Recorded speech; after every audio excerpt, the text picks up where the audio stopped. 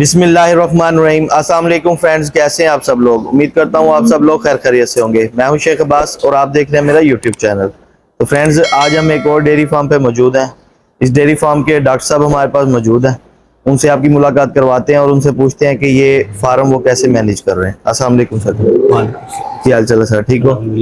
Sir सब तो पहले तो अपना नाम और अपने फार्म की लोकेशन दस दो। मेरा नाम डॉक्टर खलील है। ठीक है। और डेयरी फार्म शुजाबख्श डेयरी फार्म है ये। अच्छा। ये 12 किलोमीटर सानवाल से ना डिस्टेंस पे है। ये अड्डा कच्ची पक्की अड्डा कच्ची पक्की जी। और इसको गांव जो लगता है वो 63 NR की ये लैंड है। ठीक हो गया सर। ये फार्म बनाए हुए टोटल कितना अर्सा हो गया? तकरीबन 2002 से ये स्टार्ट हुआ था प्रोजेक्ट। अच्छा माशाल्लाह। और अब तो सर इस टाइम अपने पास जो एनिमल है वो टोटल कितनी क्वांटिटी में है? ये तकरीबन इस टाइम जो है ना वो 900 की क्वालिटी है। 900 क्वांटिटी टोटल, छोटे बड़े डाल। और इसमें मिल्क वाले जो जानवर है वो कितने वो हैं? तकरीबन कोई है कोई 134 है। बाकी जो वो पार्टीशन हो रही है। अच्छा ठीक हो गया।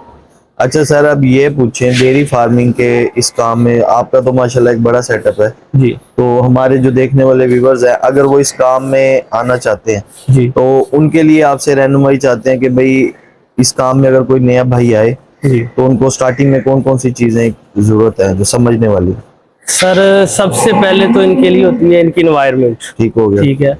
उसके बाद एनिमल की सिलेक्शन, सही है। कि वो किस ब्रीड का है, कौन सा है, किस लैक्टेशन में है, ठीक है। यंग है, ओल्ड है, क्या है। ठीक है। और दूसरा इसमें सबसे जो मेन चीज होती है ना वो मैनेजमेंट होती है। सही है। ठीक है। आपने मैनेज कैसे करना है, क्योंकि है। इम्पोर्टेड में और लोकल में जमीन आसमान का डिफरेंस होता है। ठीक हो गया। ठीक हो गया। इसमें फीड का, ठीक है, आप लोकल जो है उनकी जो होती है ना इम्यून सिस्टम, जी जी वो काफी स्ट्रांग होता है। ठीक है। इनका उस लेवल का नहीं होता। सही है। ठीक है। इसके लिए इनकी केयर ज्यादा करनी पड़ती है। ठीक है। आपने देखा होगा कि अभी भी हमारे फैन भी कर रहे हैं और जी जी शावर वगैरह भी सारा कुछ अभी तक ऑपरेशनल है। जी जी। तो इसलिए ये जो है ना एनिमल, ये बड़ा केयर मांगता है। ठीक है। बाकी अल्हम्दुलिल्लाह बेहतरीन है ये। अच्छा सर, अब ये पूछते हैं कि भाई अगर कोई भाई इसको बगैर शावर और फैन के इनकी जो आगे ब्रीड तैयार करके उससे मिल्क लेना चाहे तो वो कामयाब है कि नहीं है? सर कामयाब तो है, लेकिन इस शर्त पे कि वो लोकल से जो है ना वो ये ब्रीड तैयार करे फिर अपनी। ठीक है। ताकि उनको उनके अंदर ना यही लोकल एनवायरनमेंट जो हमारी है, जी जी, यही उनके अंदर इम्यूनिटी डेवलप हो जाए। ठीक हो गया। फिर वो काबिल बर्दाश्त है कि वो शावर के और इसके बगैर रहना सीख जाए। ठीक हो गया। अच्छा, इस टाइम जो अपने पास मिल्क एवरेज आ रही है वो क्या एवरेज है? जो हमारी यंग हीफर्स है ना, जी जी, वो इस वक्त तकरीबन कोई 25-26 लीटर पे है। ठीक है। और जो सेकंड लैक्टेशन में है वो अल्हम्दुलिल्लाह 35-40 और दरमियान में हमारे पास अल्हम्दुलिल्लाह 50+ भी है। अच्छा माशाल्लाह। तो सर अब ये बताएं कि जो तैयार हिफर्स है वो आप सेल भी करते हैं? सेल इस शर्त पे करते हैं कि अगर इस हमारे लायक की ब्रीड ना हो फिर करते, अदरवाइज हम नहीं करते। सेल नहीं करते। ठीक हो गया। अच्छा सर जी, अब नया भाई कोई भी है आप उसको मशवरा क्या देते हैं कि वो तैयार गाय ले दूध वाली या वो वच्छियां लेके उसको तैयार करे, क्या मतलब इसके बारे में बताओ? अगर वच्छी तैयार करे ना जो वो तो ठीक है, सबसे अच्छा है, लेकिन फिर इन्वेस्टमेंट ज्यादा चाहिए। ठीक है। इसमें ये चीज होती है साइकोलॉजिकल के वो पूरे 9 माह अगर वो नेट टू इंसेमिनेशन भी है ना, फिर भी पूरे 9 माह जो है ना आपने उसको खिलाना है। ठीक है। ठीक है। वो आपके पल्ले से जाएगा जितना भी जाएगा। अगर आप ऐसा करते हैं कि आपके पास सपोज करें कि आप 50 एनिमल्स का हार्ट जो है ना वो कर रहे हैं, ठीक है, 50 एनिमल्स का आपने शेड एक्सटेंड किया हुआ है, आप ऑलरेडी आपका माइंड है कि हमने 50 के राउंड अबाउट जो है एनिमल रखने हैं, उसमें कोशिश करें कि आप 10-15 जो है ना वो दूध वाले एनिमल रख लें और वो होम फ्रेशर फर्स्ट लैक्टेशन में या ज्यादा से ज्यादा सेकंड लैक्टेशन में, थर्ड में ना जाए।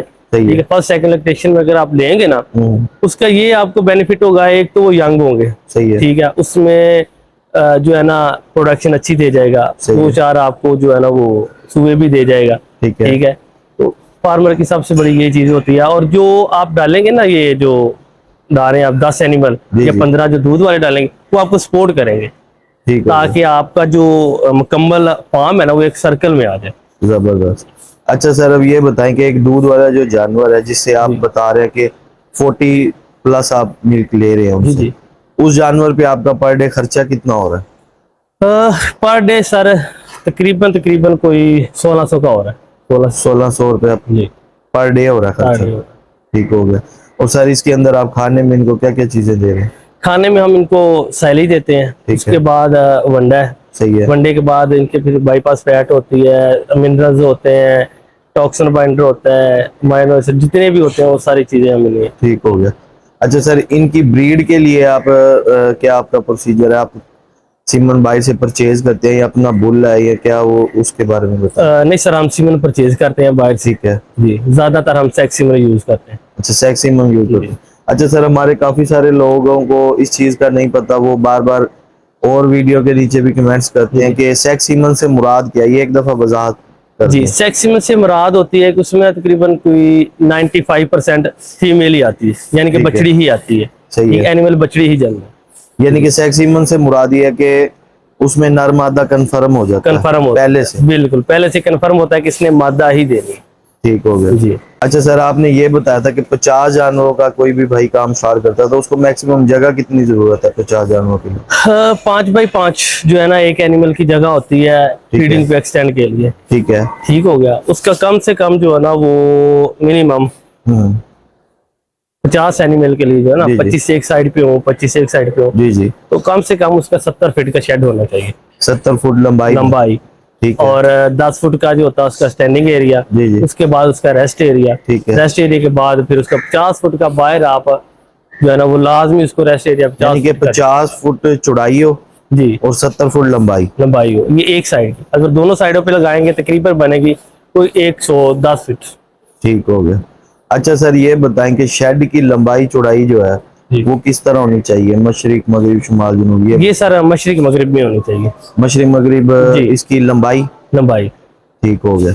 अच्छा सर ये आपकी जो बातें हैं इसके अंदर कोई भाई अगर आपसे कोई मशवरा लेना चाहे तो आप अपना नंबर वगैरह अगर देना चाहें जी तो वो जी भी दे सकते हैं। बिल्कुल दे सकते अपना नंबर एक दफा बता हैं। दें। जी, 0301 ठीक है। 4842 609। बहुत शुक्रिया। अच्छा सर लास्ट में अगर अपनी तरफ से कोई मशवरा देना चाहें न्यू लोगों के लिए और इस काम के स्कोप के लिए वो भी आप दे सकते हैं। देखिए भाई, मेरा मशवरा तो यही है जी, सबके लिए जी। कि अल्हम्दुलिल्लाह मुझे 12 साल हो गया डेयरी से मुंसलिक। माशाल्लाह। तो मेरा 12 साल का जो एक्सपीरियंस है ना वो जी। यही है कि काउज में लॉस नहीं है आज तक। ठीक हो गया। जब भी आपको कोई लॉस आएगा ना, जी, जी। वो आपकी मैनेजमेंट या ठीक आपका है। एडवाइजर, ठीक हो गया। ठीक है, कहीं ना कहीं आपको ना कोई एरर होगा। ठीक इससे है। लिहाज से जो है ना वो आपको जो है ना ये इसका लॉस आएगा। अदरवाइज हमारे पास ब्रीड देखे ये माउंट बुलियार्ड जी खड़ी जी है, माशाल्लाह। ठीक है, और ये जो सामने खड़ी है होलिस्टिन फ्रीजन है। हमने काफी इस ब्रीड पे काम किया हुआ है, माशाल्लाह। ठीक है। तो अल्हम्दुलिल्लाह हमारा जो तजर्बा है ना सबसे बेस्ट अब तक वो यही है माउंट बुलियार्ड का।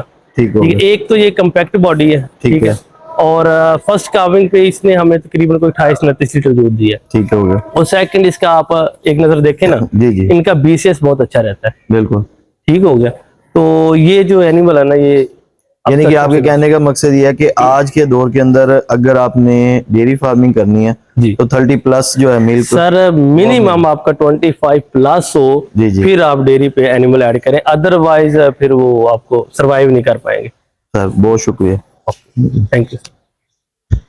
जी तो फ्रेंड्स ये थी आज की वीडियो। उम्मीद करते हैं आपको आज की वीडियो अच्छी लगी होगी। इंशाल्लाह नेक्स्ट वीडियो में आपके साथ मुलाकात होगी। तब तक अपने दोस्त शेखबाज को दीजिए इजाजत। अल्लाह हाफिज़। अल्लाह।